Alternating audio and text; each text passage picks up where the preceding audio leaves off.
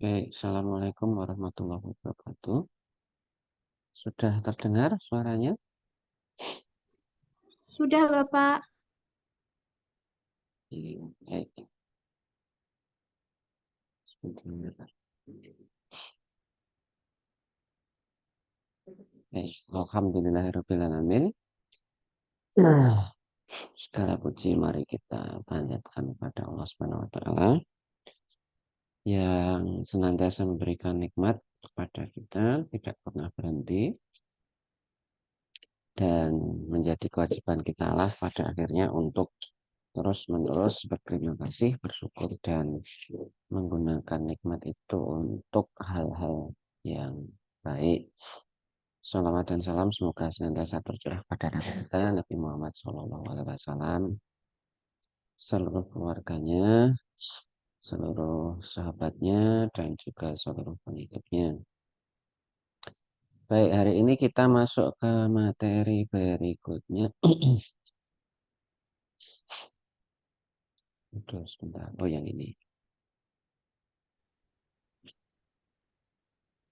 Baik, kita akan masuk ke materi yang sudah mulai ini ya, mengarah ke produk-produknya.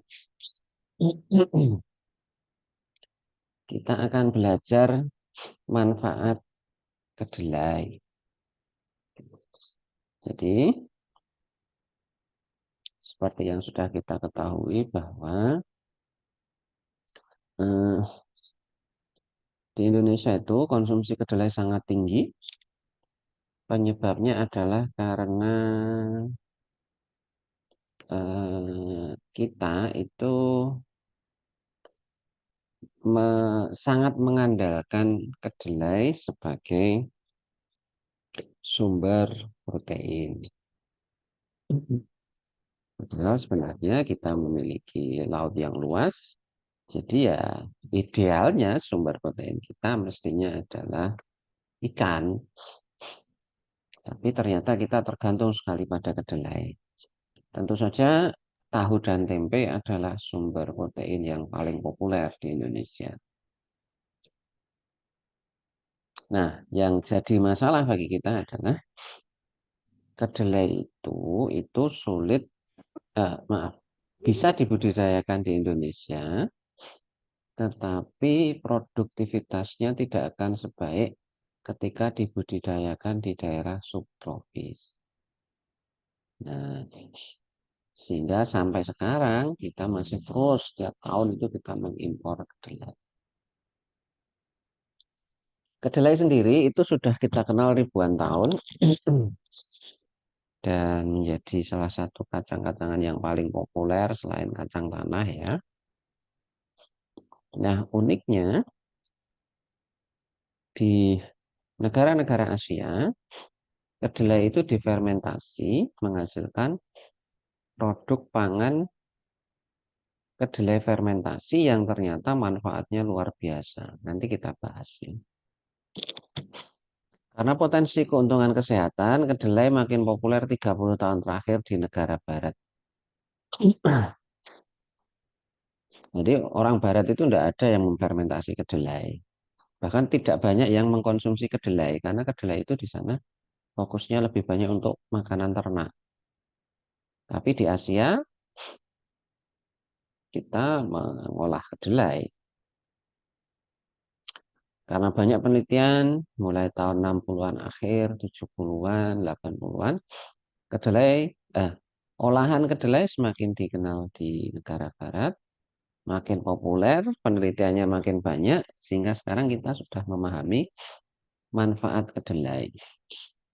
Pada tahun 99 itu FDA, BPOM-nya Amerika itu sudah memberi pengakuan manfaat protein kedelai dalam mengurangi resiko serangan jantung. Kalau di Asia itu banyak yang sudah merasakan manfaatnya. Tidak sebenarnya tidak hanya untuk jantung ya. Kemudian mulai ada penelitian di Eropa, mulai ada penelitian juga di Amerika. Nah, pangan hasil olahan kedelai itu ada dua kelompok. Yang pertama adalah terfermentasi dan yang kedua adalah non-fermentasi.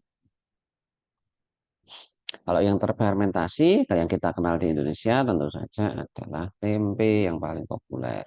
Sementara yang non-fermentasi ya kedelai rebus itu sudah bisa kita manfaatkan. Oh ya, kecap itu juga kedelai terfermentasi. Nah, yang akan kita bahas apa? Yang akan kita bahas adalah beberapa hal yang ada di slide itu.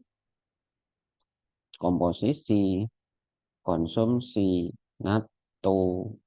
Natto itu kedelai fermentasi dari Jepang.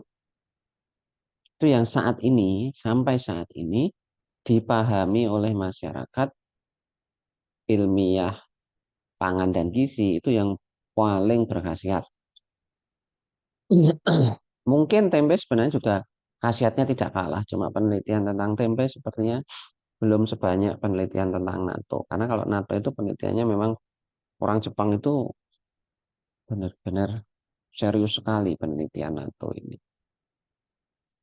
Kemudian ada minuman berbasis kedelai, ada makanan berbasis ampas kedelai, gembus kayak gini. Kalau di Jawa namanya gembus. Kalau Indonesianya apa ya? Kemudian aspek keamanannya.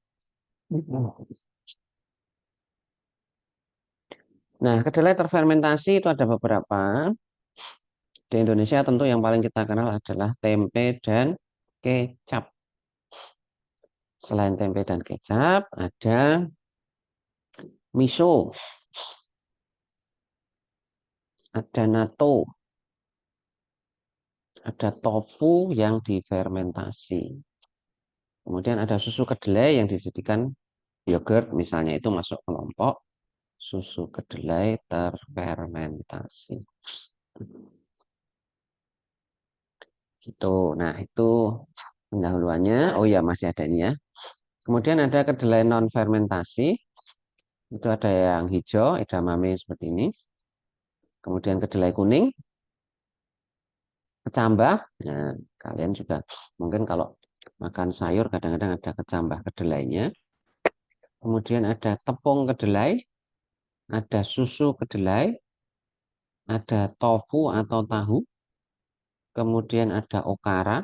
Okara itu ampas kedelai yang bahan gembus tadi itu, tempe gembus. Kemudian ada yuba. Yuba itu kembang tahu. Bentuknya seperti ini.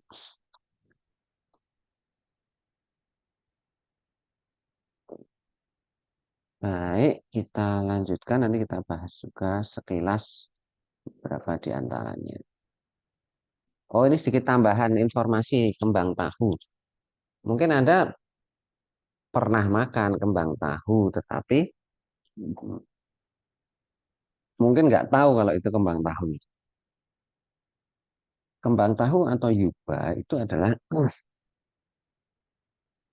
produk sampingan proses perebusan kedelai yang diambil dari endapan yang terkumpul di permukaan. Jadi, kalau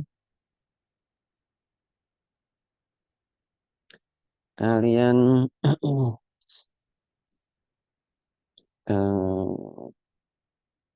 punya susu, misalnya susu segar, dibiarkan beberapa lama, tidak segera diminum, nanti bagian atas itu kan ada lembaran tipis nih. Nah, kalau itu dari susu.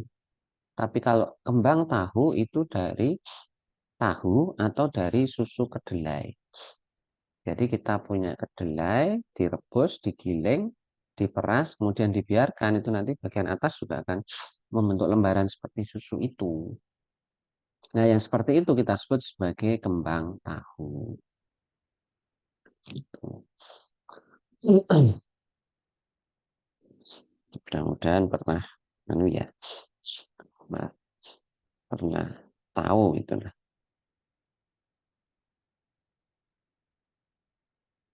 Terus pengembangannya. Yang berkembang itu tidak hanya produknya, yang berkembang itu juga penelitian tentang olahan kedelai. Nah, penelitian tentang olahan kedelai memang belum terlalu lama ya. Mungkin 40-an tahun terakhir inilah yang gencar sekali. Kenapa? Karena orang Barat itu jarang makan kedelai. Mereka menanam kedelai, tetapi itu lebih banyak dipakai untuk maaf, dipakai untuk pakan ternak. Jadi tidak optimal yang digunakan untuk pangan manusia. Beda dengan di Asia. Kalau di Asia malah justru lebih banyak dipakai untuk pangan. Nah, karena sekarang orang Barat sudah paham manfaat kedelai, maka muncullah produk-produk yang mengarah ke jenisnya itu makanan Barat, tetapi bahannya itu kedelai yang difermentasi atau kedelai. Misalnya hotdog tapi dari tofu, es krim dari tofu, yogurt dari susu kedelai, keju dari susu kedelai, burger tempe. Tuh. Nah, setelah banyak penelitian, maka sekarang kita paham bahwa yang paling dicari sekarang adalah protein dan isoflavon. Tapi yang banyak diteliti tidak hanya protein dan isoflavon, tetapi juga minyak kedelai. Dari banyak penelitian, berbagai manfaat kesehatan dihubungkan dengan konsumsi kedelai, terutama kandungan protein dan isoflavonnya. Produk yang difermentasi, kedelai yang difermentasi itu unggul daripada yang tidak difermentasi. Karena ternyata komponen bioaktifnya, kandungan di dalamnya yang lebih bisa kita manfaatkan, itu lebih banyak karena sudah mengalami metabolisme mikroorganisme. Misalnya tempe itu.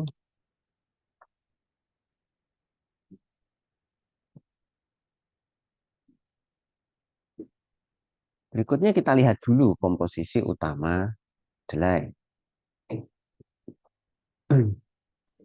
Ini di kuliah lain pasti pernah dibahas. Kedelai kering itu hampir 40% atau sekitar ya 40% kurang sedikit itu adalah protein. Jadi kacang-kacangan dengan protein tertinggi itu kedelai. Lemaknya 19%, karena lemaknya cukup tinggi juga, maka kedelai bisa dibuat minyak vegetable oil itu, minyak goreng lah kita menyebutnya. Kemudian karbohidratnya tidak terlalu banyak, 28%, tetapi ada 17% serat. Kemudian sisanya, ada 5%-an sekitar itu adalah mineral dan vitamin. Kemudian protein kedelai itu ada dua kelompok, glisinin dan beta-konglisinin. Dua-duanya mengandung semua asam amino esensial. Jadi kalau kita bicara jenis asam aminonya, kedelai itu punya asam amino esensial semua. Artinya itu sama atau hampir sama dengan protein hewani. Tetapi kedelai punya keunggulan. Apa itu? Lemak jenuhnya lebih sedikit, tidak ada kolesterol, dan tidak ada laktosa. Jadi orang-orang yang harus hati-hati dengan lemak jenuh, harus hati-hati dengan kolesterol, atau harus hati-hati dengan laktosa, itu cocok mengkonsumsi kedelai. Nah, komponen yang saat ini paling banyak diteliti oleh para ahli adalah isoflavon. Isoflavon itu punya sifat mirip seperti estrogen. Makanya disebut sebagai fitoestrogen. Fitoestrogen utama yang ada pada produk kedelai. Nah, produk olahan kedelai biasa itu sekitar 1 sampai 4,2 miligram isoflavon per gram, bukan per 100 gram ya, per gram. Makanya tinggi kadarnya.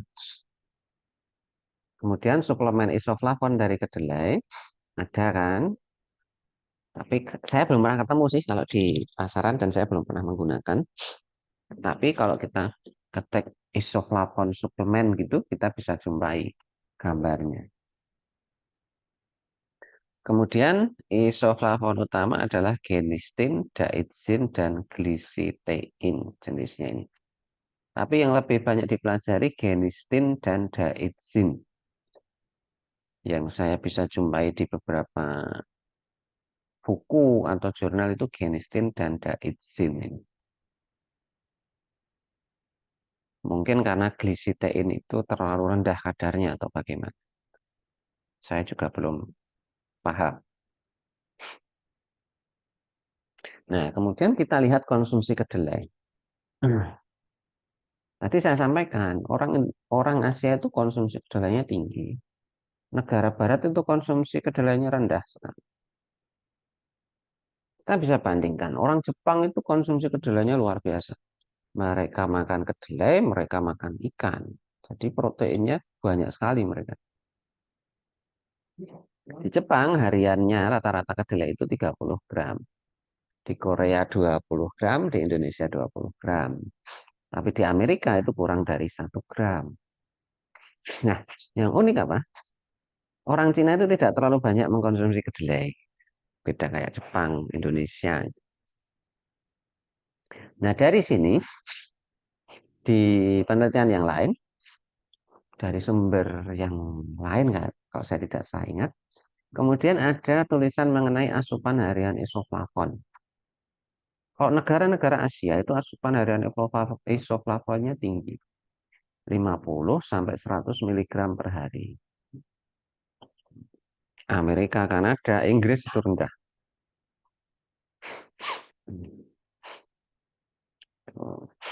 Jadi karena konsumsi kedelai mereka juga rendah. Nah, kemudian ada informasi tambahan sebenarnya pada makanan bayi 4 bulan. Oh, maaf, ini keliru ini satu. Kebutuhan bayi 4 bulan, usia 4 bulan itu 28 sampai 47 miligram per hari. Kebutuhan bayi 4 bulan.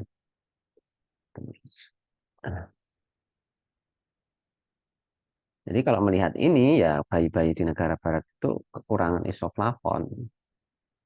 Tapi memang diingat 4 bulan itu sebenarnya tidak untuk belum pas ya. Belum pas diberi makanan tambahan. Tapi kalau misalnya harus diberi makanan tambahan, maka kita perlu memastikan sekitar ini perharinya.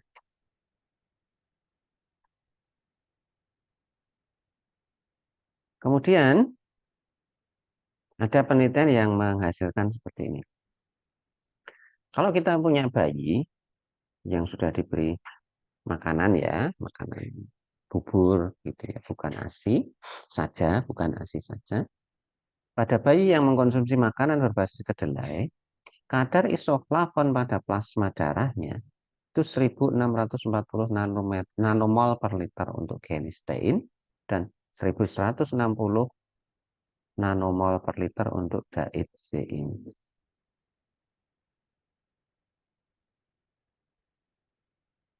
Orang Jepang itu genisteinnya tinggi, daidzein-nya juga tinggi. Bandingkan dengan orang Inggris. Orang Inggris itu 1/10-nya saja tidak ada.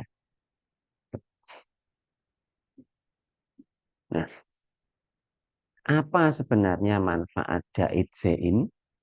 Daidzein itu meredakan efek menopause, mengurangi osteoporosis, mengurangi kolesterol, serta menurunkan resiko beberapa jenis kanker terkait hormon dan penyakit jantung.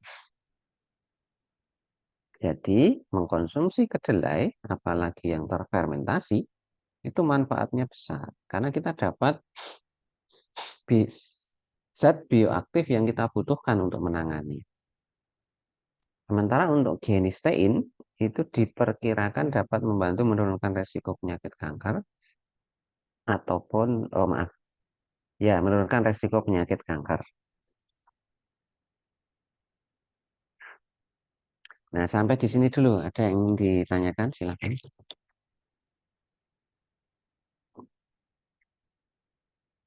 Belum ada ya, kita lanjutkan. Oke, sampai di sini berarti kita paham bahwa, oh ternyata jangan pernah meremehkan kedelai, jangan pernah meremehkan tempe atau tahu. Karena ternyata manfaatnya besar. Nah, sekarang kita akan melihat pangan fungsional yang basisnya kedelai. Ingat, pangan fungsional itu bentuknya harus makanan dan sudah diteliti memiliki manfaat kesehatan. Baik. Kedelai itu difermentasi, banyak yang difermentasi meskipun ada juga yang hanya sekedar direbus. Ketika difermentasi, enzim dari bakteri itu memecah protein menjadi peptida, ya, atau isoflavon glikosida menjadi isoflavon aglikon. Jadi sebelum difermentasi isoflavonnya bentuknya glikosida, setelah difermentasi bentuknya menjadi aglikon. Nanti saya berikan file yang menjelaskan bedanya glikosida dengan aglikon. Karena waktu kita terbatas ya. Kebanyakan jenis peptida dan aglikon diserap tubuh dan berfungsi sebagai hormon, faktor pertumbuhan atau sitokin. Dulu sudah sempat kita bahas sitokin itu apa? Sitokin itu adalah protein yang penting dalam signaling pada syaraf. Jadi bagaimana otak memerintahkan tangan untuk melakukan sesuatu. Itu sangat dipengaruhi oleh keberadaan protein yang berperan dalam signaling. Nah, dalam kedelai itu peptida dan aglikonnya itu bisa berfungsi sebagai protein ini.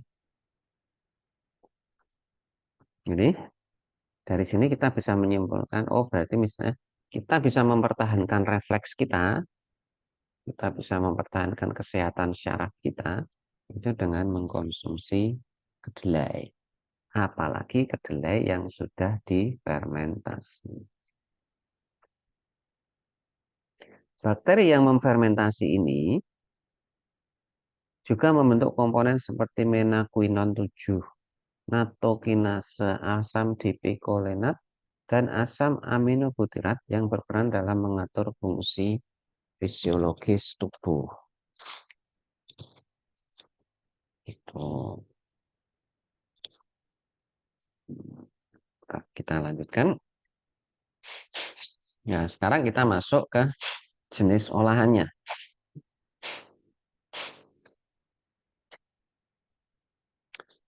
Ada yang pertama yang paling populer di dunia teknologi pangan adalah natto.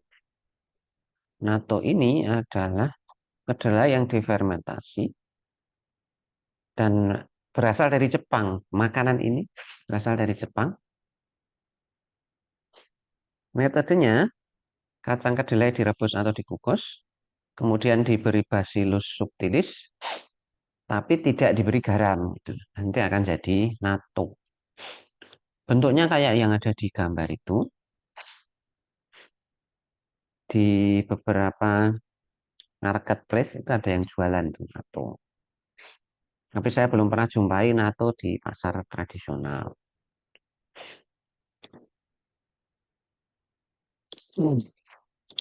Nah, dalam natto itu ada satu senyawa yang namanya menaquinone dan ini sepertinya yang paling banyak diteliti. Ketika kedelai difermentasi untuk membentuk natto, Bacillus subtilis tadi akan membentuk menaquinone 7.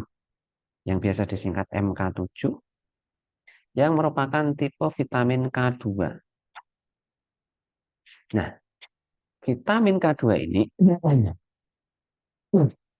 memiliki peran sangat penting dalam meregulasi metabolisme tulang dan pencegahan osteoporosis.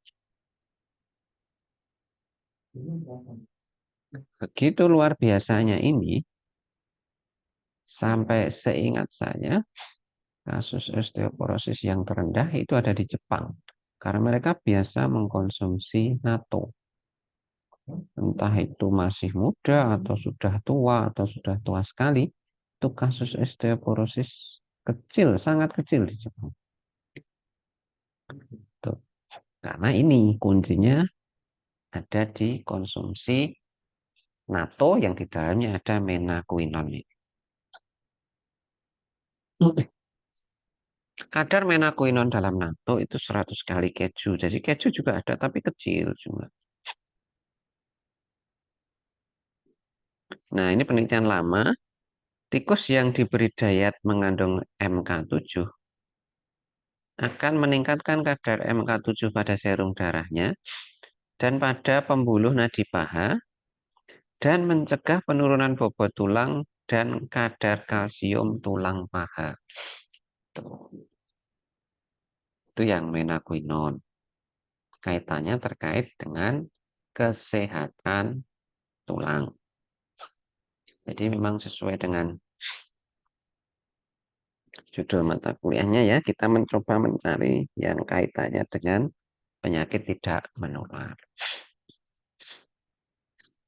Asupan natto atau di dalamnya ada MK7 juga mencegah kerusakan tulang karena penuaan. Kenapa? Karena MK7 mencegah penurunan kadar kalsium, aktivitas alkalin fosfatase, serta DNA, mencegah penurunan kadar kalsium, penurunan aktivitas alkalin fosfatase, serta penurunan DNA pada tikus yang tua.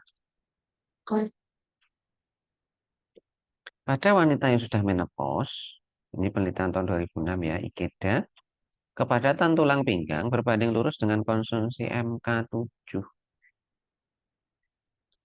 Kalau kemudian kita mengkonsumsi olahan kedelai lain, itu relatif tidak terlalu bermanfaat. Karena MK7 itu pada natto jumlahnya jauh lebih banyak. Karena orang Jepang mengkonsumsi natto, vitamin K2 pada serumnya juga tinggi, dan insiden retak pinggang, insiden kejadian osteoporosis di Jepang itu sangat rendah. Mungkin ini juga yang salah satu yang menyebabkan kenapa orang Jepang itu umurnya panjang-panjang, gitu ya. Masih sudah tua pun masih sehat, masih produktif. Mungkin salah satunya karena konsumsi olahan kedelai. Kemudian selain MK7 ada nattokinase. Nattokinase itu adalah enzim. Ingat kalau belakangnya ase-ase itu enzim. Nah, nattokinase ini memiliki potensi fibrinolitik. Apa itu fibrinolitik ini? Enzim yang dapat memecah bekuan darah sehingga dapat menjadi alternatif terapi trombolitik yang lebih aman. Kalau kalian sudah pernah belajar, itu kadang-kadang kalau ada orang stroke gitu ya, itu darahnya kemudian menyumbat di pembuluh darah. Nah, itu bisa dikurangi dengan enzim fibrinolitik ini. Tuh. Ya, kurang lebih seperti itu. Jadi, tidak hanya tulang, tetapi juga NATO ini terkait dengan bagaimana kita bisa memelihara pembuluh darah kita. Karena nanti ada kaitannya dengan stroke, ada kaitannya dengan jantung.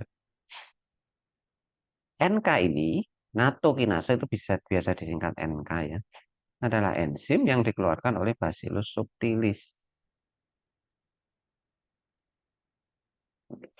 Dan aktivitas fibrinolitik NK itu 4 kali lebih besar daripada plasmin.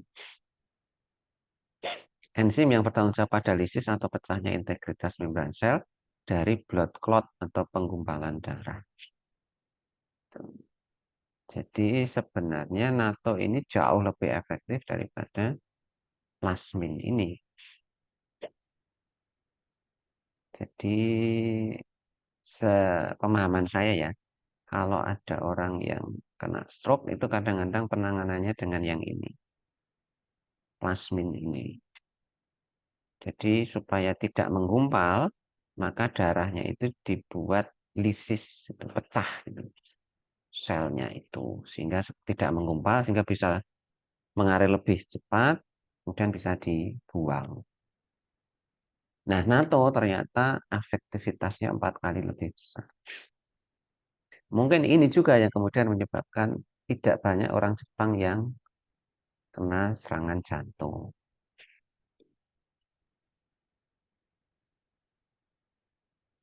Itu ya. Ini penjelasan ilmiahnya nanti bisa dibaca. Akan sangat baik kalau kalian juga mau belajar informasi, cari informasi yang lain ya tentang bagaimana NATO terkait tulang, terkait pembuluh darah, jantung, kemudian stroke itu tadi. Kalau ingin membuat NATO di YouTube ada. Kalau mau penelitian NATO, saya akan sangat dukung. Ada yang mau bikin skripsi NATO, saya akan sangat senang. Karena selama ini, nek tempe banyak. Yang kemarin itu ada bimbingan saya juga yang bikin tempe. Tapi yang NATO itu belas belum. Kalau mau, silahkan. Nanti tinggal mencari Bacillus subtilisnya. Tuh. Nah, selain itu, NATO juga punya sifat antioksidan. Luar biasa. Jadi ya, tulang, pembuluh darah, antioksidan. Baik, substansi pada NATO itu dibagi menjadi, wah ini singkatannya panjang ya. Water soluble, high molecular weight, viscous substance, HMWVS. Substansi yang larut dalam air dan berat molekulnya tinggi serta kental.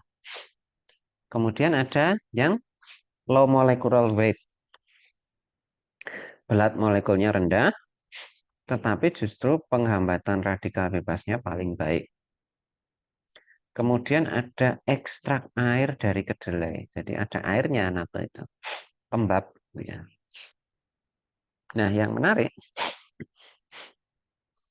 substansi yang namanya LMWVS, yang berat molekulnya rendah, serta ekstrak airnya itu bisa mengurangi oksidasi kolesterol jahat pada tikus, mengurangi trigliserid pada plasma dan mengurangi total kolesterol, menghalangi oksidasi plasma dan low density lipoprotein tadi karena tembaga. Kemudian juga sudah terbukti NATO mencegah arteriosklerosis, pengerasan pembuluh darah arteri, karena NATO dapat mencegah peroksidasi lipid. Nah, yang ini yang saya juga belum terlalu memahami ya, bagaimana mekanisme peroksidasi, pembentukan peroksida, maaf, mekanisme lemak ketemu peroksida, bereaksi dengan peroksida. Tapi yang jelas sekarang kita tahu NATO manfaatnya ternyata juga ke arah LDL ya, kolesterol jahat, trigliserid pada plasma, pengerasan pembuluh darah juga begitu. Jadi memang ini yang penelitiannya paling banyak. Tapi ya seperti sumbernya ya memang penelitiannya paling banyak itu di Jepang kalau NATO.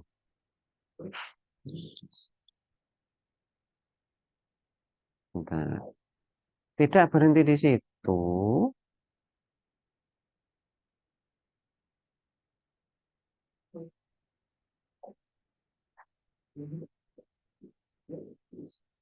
Tidak berhenti di situ.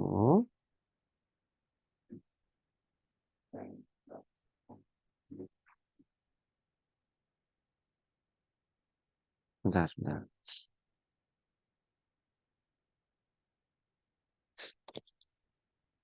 Natto ternyata juga punya fungsi antimikrobia. Antioksidan iya, antimikrobia iya. Tetapi memang penelitiannya belum banyak ya ini. Antibakteri atau antimikrobianya itu ada pada asam dipicolenat, dipicolinic acid. DPA itu bisa mencegah aspergillus. Aspergillus itu yang dipakai untuk membuat sirke atau kecap. Penicillium, Bacillus yang ada di usus, Escherichia, dan yeast. Tapi kayaknya sih penelitiannya memang belum banyak kalau yang antibakteri. Fokusnya memang di MK7, natokinase, sama ini menangani kolesterol.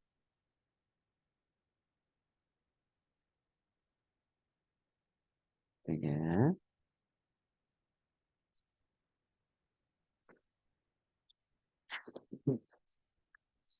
Saya mau tanya silahkan tentang NATO.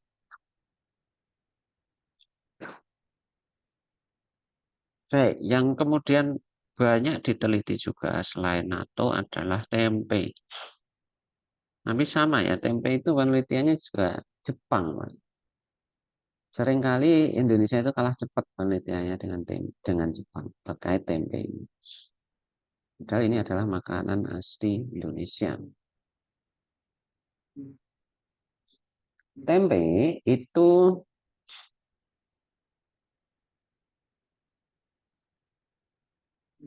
adalah biji kedelai yang difermentasi dengan rhizopus.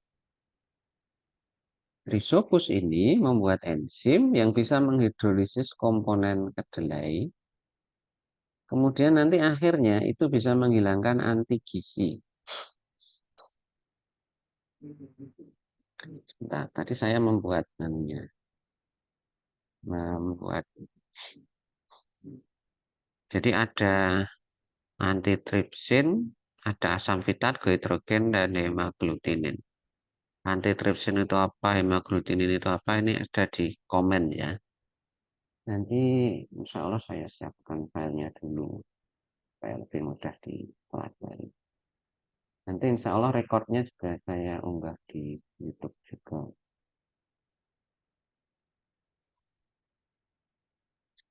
Nah, yang banyak diteliti itu GABA ini, namanya GABA.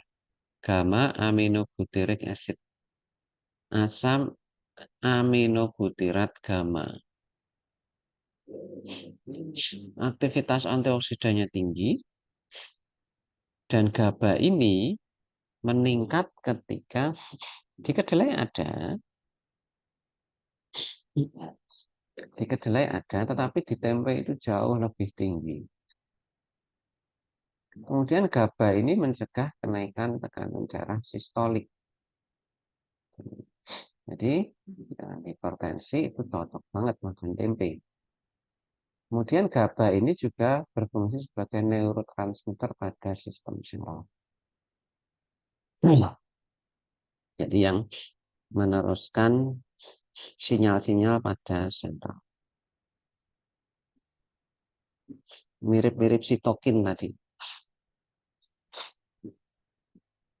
Nah, yang sudah dipelajari manfaatnya apa?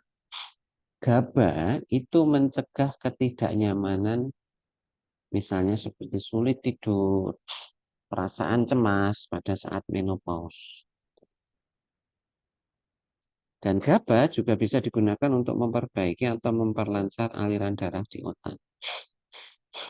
Ini gambarnya ini. Jadi kanan atas itu. Strukturnya seperti itu. Nah, saya sangat merekomendasikan Anda untuk jika pas longgar itu silahkan dipelajari sebanyak-banyaknya tentang tempe. Satu, karena ini asli Indonesia. Dua, karena manfaatnya itu sebenarnya banyak sekali. Kita tahu tadi kedelai yang sudah difermentasi itu manfaatnya luar biasa sekali. Tempe penelitian sudah banyak, memang. Sudah banyak. Tapi celah-celah di antara penelitian itu masih banyak kok yang belum dipelajari. Seperti itu.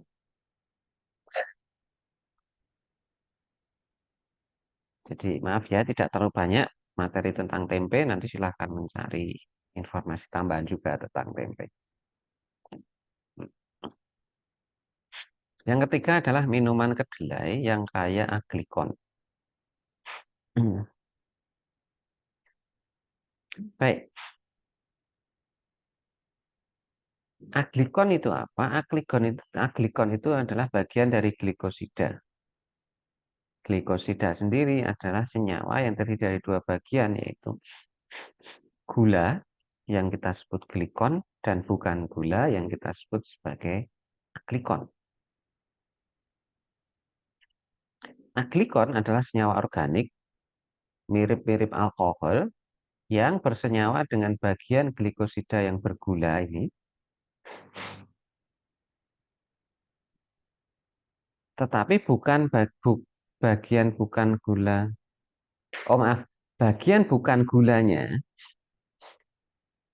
Jadi si aglikon ini itu bisa dibebaskan dengan proses hidrolisis.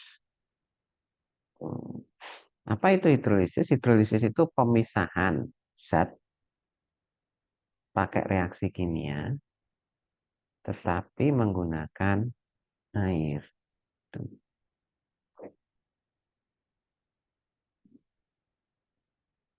Itu ya. Ini penjelasan sedikit tentang aglikon.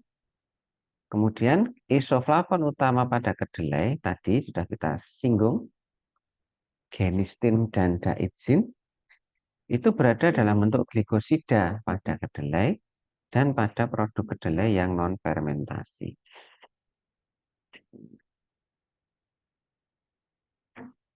Mungkin agak rumit ya dipahami. Kok bisa? Nah, sekarang ini penjelasannya. Setelah kita menelan kedelai atau kedelai fermentasi tadi, glikosida yang ada di dalamnya itu nanti akan terhidrolisis, menghasilkan aglikon dalam bentuk genistein dan daidzein. Nah, bedanya apa, Pak, dengan genistein dan daidzein? Jadi gini, kalau kedelai itu belum difermentasi, bentuknya adalah genistein dan daidzein. Isoflavonnya itu genistein dan daidzein kalau belum terfermentasi. Kalau difermentasi atau kalau sudah ditelan, ya, isoflavonnya tadi akan berubah menjadi genistein dan daidzein.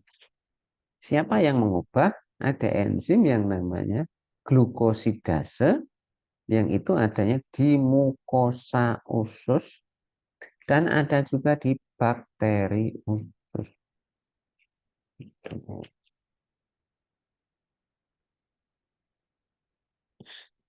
Jadi saya ulangi lagi ya.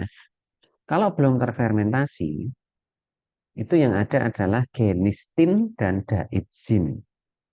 Kalau sudah difermentasi, itu ada yang kemudian berubah menjadi genistein dan daidzein. Kalau tadi yang belum terfermentasi itu masuk ke dalam tubuh, nanti ketika di dalam usus ketemu enzim glukosidase dari mukosa dan enzim glukosidase dari bakteri, maka dia juga mereka tadi genistin dan daidzein tadi akan berubah menjadi genistein dan daidzein. Lebih bagus mana? Lebih bagus yang ein, lebih bagus yang genistein dan daidzein. Jadi kalau sudah difermentasi, itu langsung bisa kita serap.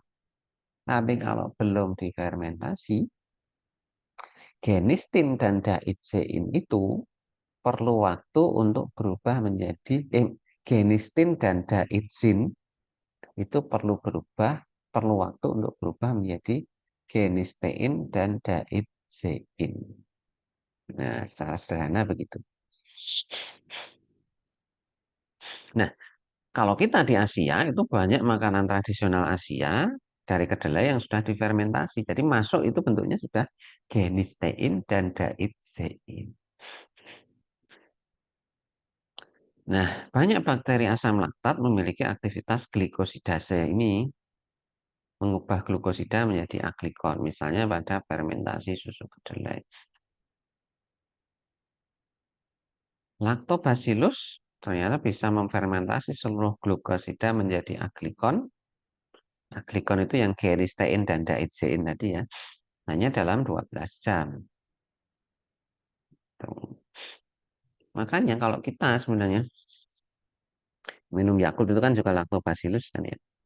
Nah, itu kan kita sebut bakteri baik, itu salah satunya karena itu di dalam usus ketika dia menjumpai genistin dan daidzein, dia akan mengubah menjadi genistein dan daidzein. Yang genistein dan daidzein lebih bermanfaat, lebih mudah kita serap, dan manfaatnya lebih tinggi daripada yang genistin dan daidzein. Tuh. Mudah-mudahan tidak membingungkan. Nah, sekarang kita bandingkan.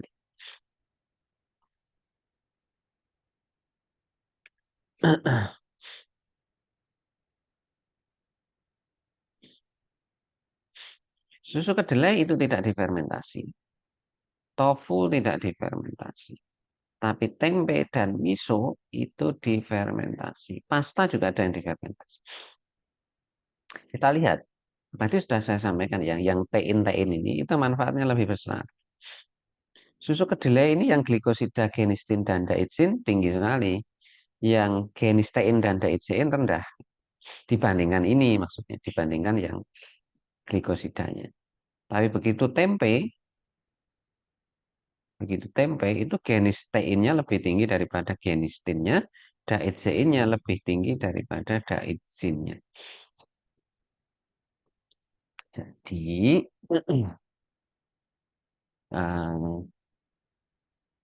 fermentasi pada kedelai itu benar-benar terbukti membawa manfaat yang luar biasa bagi kita. Seperti itu. Jadi banggalah kalau kalian makan tempe. Dulu pas saya kecil itu ada yang menyebut mencela itu ya, mencela anak-anak yang males itu dengan sebutan generasi tempe. Mungkin karena waktu itu kita belum tahu ya, belum tahu manfaat tempe, belum paham manfaat tempe. Sekarang kalau kalian disebut generasi tempe, kalian harus bangga. Karena ternyata manfaatnya luar biasa. Baik, coba dicari nih. Manfaat dan keunggulan genistein dan daidzein jika dibandingkan genistin dan daidzein. Sudah ada banyak kok tulisan di internet. Nanti kalian buka, kalian baca baik-baik. Baik. Oh ya, ada yang mau tanya silakan.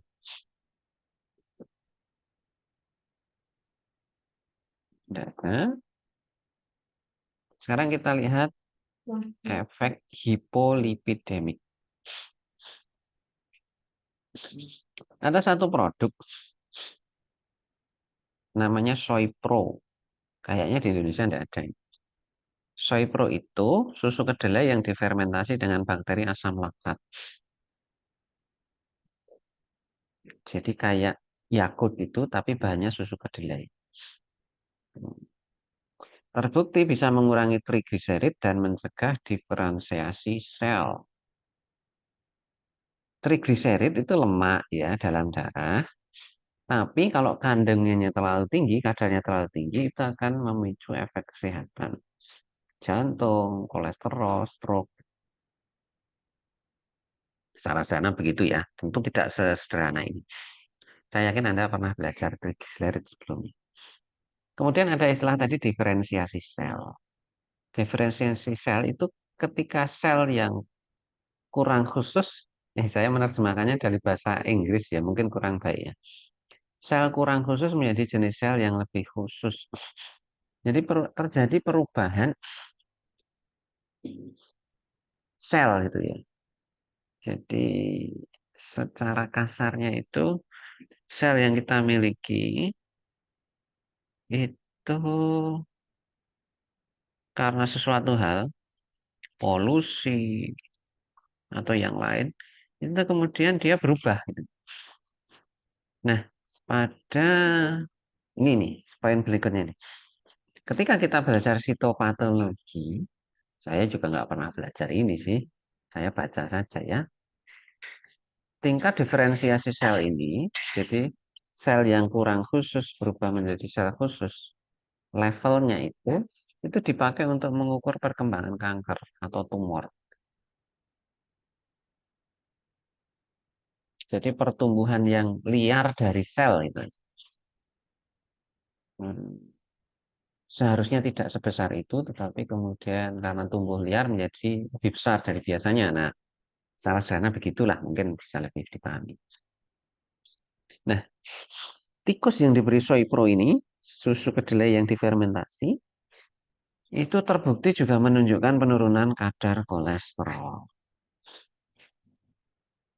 Tapi lagi-lagi ini fermentasi loh ya. Jadi memang kedelai yang difermentasi itu luar biasa manfaatnya.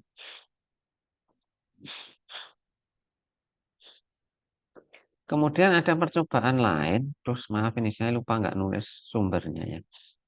Hamster yang telah diangkat ovariumnya.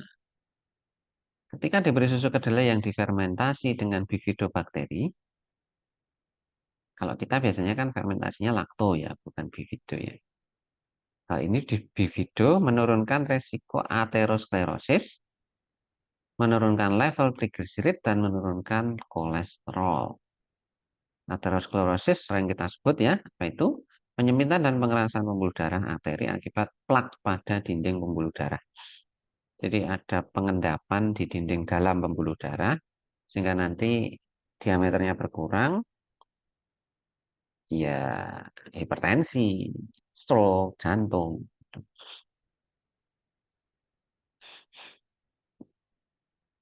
Kemudian ada juga efek anti kanker pada susu kedelai terfermentasi. Jadi sudah terbukti mengurangi resiko kanker kelenjar mamai pada tikus.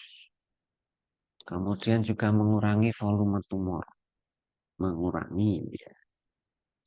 Nah ini oleh Okta ini diyakini karena adanya genistein dan daidzein tadi.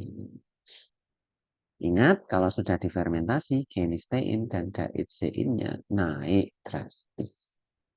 Betul. Oke. Kemudian, kalau dengan, maaf, lagi-lagi di susu fermentasi atau fermentasi kedelai yang lain, itu juga memproduksi komponen yang memiliki fungsi imunomodulatory. Jadi mengatur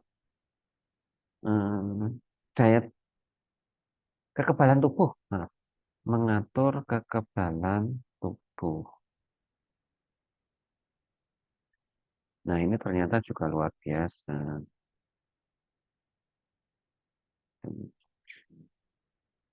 Kemudian ada susu kedelai yang dibikin sebagai kefir. Kefir itu juga fermentasi ya. Nanti kalian coba cari kefir itu apa. Itu ternyata mencegah pertumbuhan sel tumor juga pada tikus. Kemudian ini yang menarik ini. Dulu sempat kita belajar tentang, kita sempat singgung ya, alergi kacang ya. Ternyata kedelai yang difermentasi dengan aspergillus dan asam laktat dapat mengurangi alergi terhadap kacang tanah. Nah, luar biasa kan? Jadi fermentasi kedelai itu efeknya luar biasa. Kita harus sangat bersyukur di Indonesia ada tempe. Nanti kalian punya peluang bikin usaha misalnya yogurt susu kedelai atau Yakult, seperti Yakult itu tapi susu kedelai. Atau kalian bikin nato terus jadikan mendoan gitu. Mendoan atau bakwan nato.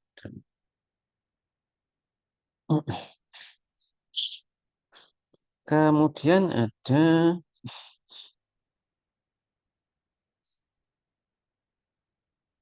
ada ampas tahu. Ampas tahu itu sekalipun sisa dari susu kedelai atau sisa dari tahu itu ternyata proteinnya masih luar biasa. Lemaknya juga masih tinggi, seratnya juga masih tinggi. Nah, seratnya itu ada helulosa, hemiselulosa, dan lignin. Dan mulai sebenarnya sudah lama ini penelitiannya.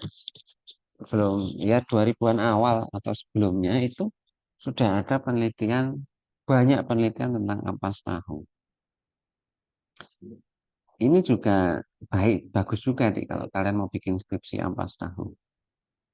Buatlah skripsi susu kedelai fermentasi, tentang tempe, tentang ampas tahu, tentang nato gitu, wah luar biasa. Ampas tahu yang diberikan pada tikus putih itu mengurangi berat badan, mengurangi kolesterol, meningkatkan antioksidan, dan meningkatkan penyerapan kalsium. Tuh. Jadi kalau kalian pengen mengurangi berat badan, konsumsilah tempe gembus.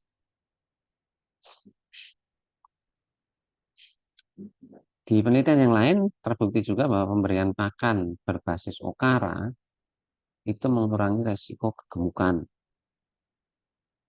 Pakan loh ya, itu kan. Jadi untuk binatang.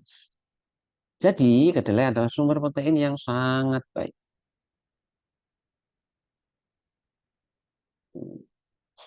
Dan kandungannya bisa berubah dengan proses fermentasi dan justru perubahan itu membawa kebaikan karena bioavailabilitasnya meningkat, manfaatnya meningkat, keterserapannya meningkat, manfaatnya meningkat. Tuh, tadi sudah kita ketahui ada anti kanker, antioksidan, antibakteri, mencegah hipertensi, memperlancar peredaran darah, menguatkan tulang, dan luar biasa sekali. Nah, sekarang keamanan. Isoflavon, seperti isoflavon itu kan ada yang punya sifat seperti estrogen. Dan kalian tahu estrogen itu kan kaitannya dengan hormon yang membawa sifat keperempuanan, kewanitaan. Ehm, Sifat ini, oh ya satu lagi, saya pernah baca bahwa kedelai itu di satu sisi dia ada yang bersifat seperti estrogen, tapi di sisi lain ada juga yang punya sifat anti estrogen. Jadi kayak bertentangan dalam satu produk, dalam satu kedelai itu. Nah, ini yang belum banyak penelitian, belum banyak penelitian. Ya, bukan bukan untuk kita sih ya. Mungkin teman-teman farmasi itu yang lebih cocok atau kedokteran kalau bicara estrogen dan anti estrogen ini. Kalau kita itu mungkin antioksidannya itu cocok atau pemanfaatan seratnya atau pemanfaatan zat gizi yang lain gitu ya. Bukan yang hormon gitu. Hormon itu di kedokteran atau di farmasi. Kemudian ada kemungkinan anti tiroid. Jadi justru menyebabkan pembesaran tiroid. Tapi ini yang sudah terbukti jelas pada tikus ya. Kemudian ada satu penelitian, aduh maaf ini. Saya kok lupa nulis sumbernya. Mungkin dari buku. Bayi yang diberi makanan bayi berbasis kedelai, tapi ternyata iodinnya kurang, iodiumnya kurang. Itu ternyata mengalami pembesaran tiroid. Jadi sangat perlu dipertimbangkan. Perlu dipertimbangkan kalau kemudian kita merekomendasikan konsumsi kedelai atau kedelai fermentasi itu diimbangi dengan yodium gitu loh. Tapi lagi-lagi memang penelitiannya belum belum banyak. Yang untuk makan sudah ada nih.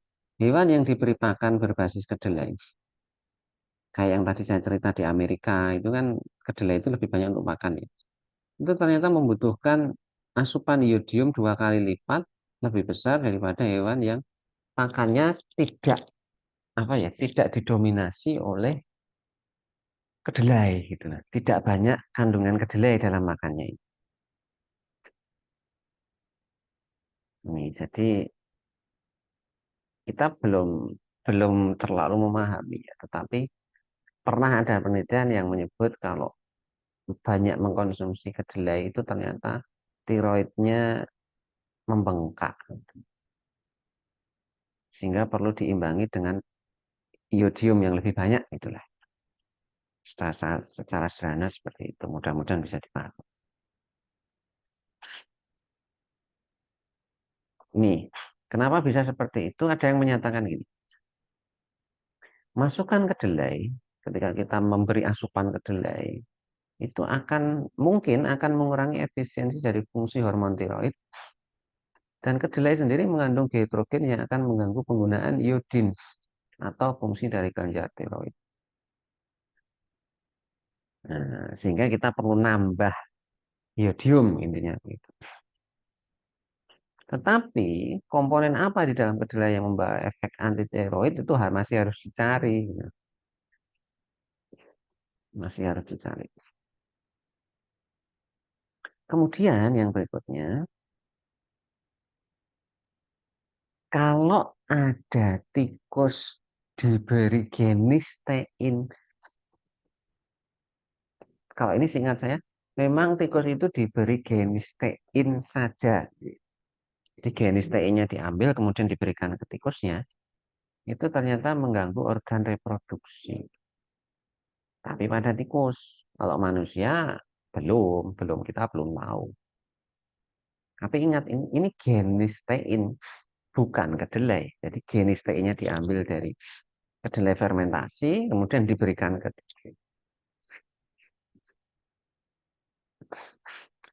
tren mendatang. Kita harus mencari komponen bioaktif apa yang benar-benar manjur. Dan kita juga harus mencari mana yang berbahaya, termasuk ini tadi ya, yang membawa efek anti tiroid itu. Kita harus mencari yang lebih enak, tapi kalau menurut saya tempe itu sudah enak banget. Kita harus mencari pangan fungsional yang lebih kaya komponen bioaktif. Misalnya, biasanya hanya difermentasi dengan lactobacillus. Mungkin suatu ketika bisa dikombinasi dengan lactobacillus dan bifidobacteria itu. Jadi tidak hanya lactobacillus tok misalnya seperti itu. Siapa tahu itu akan menghasilkan komponen bioaktif yang lebih banyak jumlahnya, lebih banyak jenisnya. Kemudian pengembangan standar mutu. Ya, kita memang sudah mengembangkan standar tempe, tetapi apakah semua tempe yang beredar memenuhi standar itu? Nah, terutama untuk tempe yang buatan rumah tangga itu kan mungkin banyak yang belum bisa memenuhi standar kan.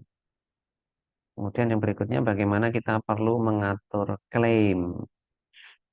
Jangan sampai tanpa penelitian yang memadai kalian bikin susu kedelai fermentasi kemudian menuliskan manfaatnya padahal tidak ada penelitian atau belum ada penelitian yang mendukung klaim itu.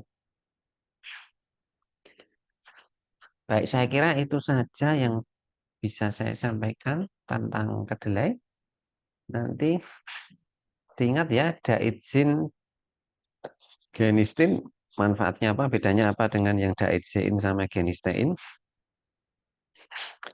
Baca lebih banyak tentang natto, baca lebih banyak tentang tempe, baca lebih banyak tentang susu kedelai yang difermentasi. Siapa tahu kalian dapat ide untuk skripsi. Baik, saya kira itu saja. Monggo ada yang ditanyakan, silakan.